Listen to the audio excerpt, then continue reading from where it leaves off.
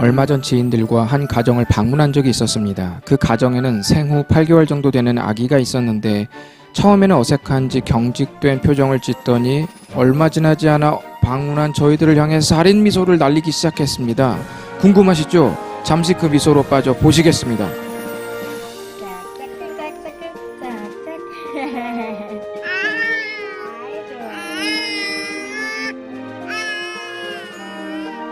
사실은 아기가 무표정했어도 귀여웠을 것이고요. 심지어 울어도 귀여웠을 것입니다.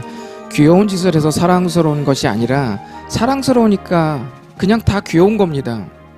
여러분, 예수님 안에 있는 우리가 이미 그 자체로 사랑스럽다는 사실 아세요? 우리가 무엇인가를 더 하더라도 또는 무엇인가를 더 하지 않아도 관계없습니다. 그런데도 우리의 마음은 작은 일에 일희일비하며 순식간에 자존감이 치솟았다가 또 벼랑 끝으로 추락해버리곤 합니다. 크고 작은 패배의 경험 자체가 곧 내가 되어버려서 내 가치도 함께 추락하고 맙니다. 그런데요, 주님은 여러분이 무엇인가를 잘했기 때문에 소중하다고 말씀하신 적이 없습니다. 예수님은 이미 당신을 존귀한 사람으로 변화시켰습니다. 바울은 누구보다 이 사실을 잘 알고 있었습니다. 그는 구원받고 난 후 14년이 지나 바나바와 디도라는 제자를 데리고 예루살렘에 갔던 일을 우리에게 말해주고 있습니다. 바울은 썩 좋은 일로 가는 것은 아니었기 때문에 마음이 무거웠습니다. 일부 유대인들이 예수님을 믿는 것만으로는 의로운 자격을 얻을 수 없다고 말하는 바람에 논쟁은 격해졌고 예루살렘에서 이 부분을 중재할 필요가 있기에 가는 것이었습니다. 결과는 감사하게도 예루살렘 교회의 사도들과 리더들은 예수님만으로 충분하다는 답변을 들을 수 있었습니다. 그러는 와중에 유대인들은 함께 동행한 디도라는 제자를 공격하기 시작했습니다. 그들은 바울에게 말하기를 그가 예수님을 믿고는 있으나 할례를 받지 않았으니 아직까지 하나님의 백성이라고 말할 수는 없소. 어서 할례를 받게 하시오. 그래야 그를 인정하겠소. 할례는 남성의 성기의 표피를 잘라 그 표식으로 하나님의 백성임을 구별하는 고대 이스라엘에서부터 내려오는 의식이었습니다.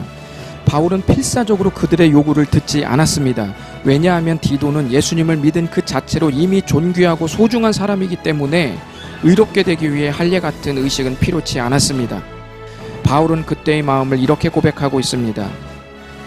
그러나 나와 함께 있는 헬라인 디도까지도 억지로 할례를 받게 하지 아니하였으니 이는 가만히 들어온 거짓 형제들 때문이라.